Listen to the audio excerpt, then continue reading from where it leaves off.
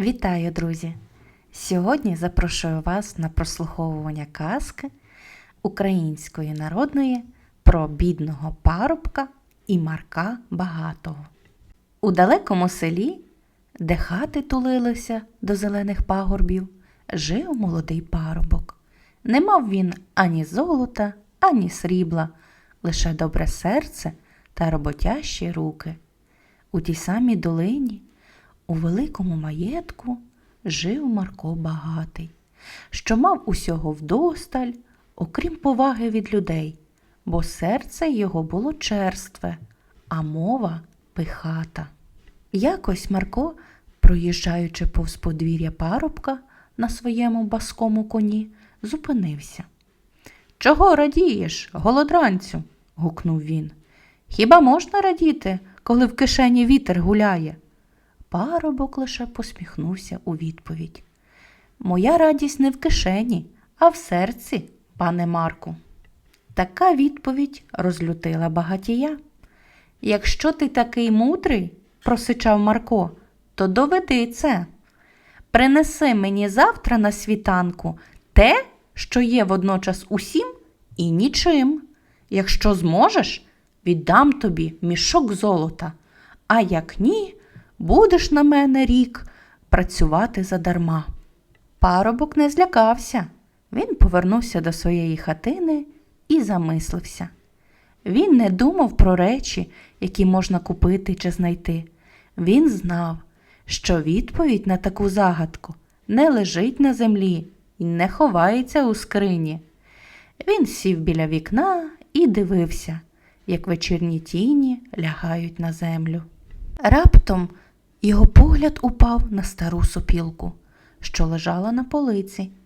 Її колись зробив йому дідусь. Парубок взяв її до рук, і його очі засяяли. Він знайшов відповідь. Вона не була матеріальною, але була справжньою. Наступного ранку на сільському майдані зібрався натовп. Марко стояв у центрі, гордовито поклавши руку на великий мішок із золотом. Він був упевнений у своїй перемозі і нетерпляче чекав, щоб принизити парубка. Незабаром з'явився і парубок. У руках він не ніс нічого, окрім своєї старої сопілки. Марко зареготав. «І де ж твоє? Все і ніщо?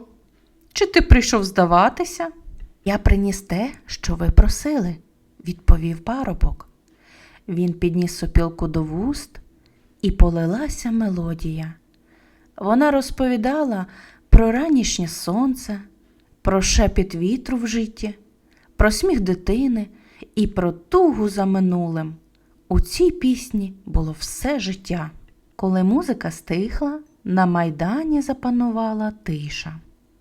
«Ось», – сказав парубок, – «я приніс тобі пісню.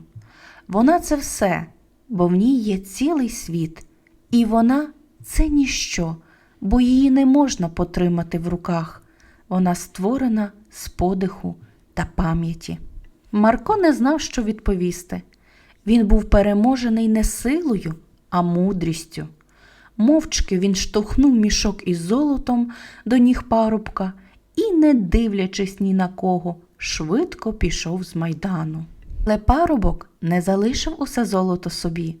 Він скликав своїх односельців і поділився багатством з тими, хто потребував допомоги.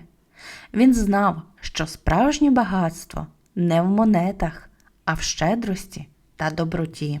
З того дня всі в селі зрозуміли, що багата кишеня ніколи не зрівняється з багатою душею, а наймудріший розум – той, яким керує добре серце. А парубок, як і раніше, найбільше цінував свою стару сопілку та пісні, що народжувалися в його серці. Ось і казочці кінець, а хто слухав – молодець. Тому бубликів в'язочка, чи хороша була моя казочка. Щиро дякую всім за підтримку мого каналу. Пишаємося, що ми українці.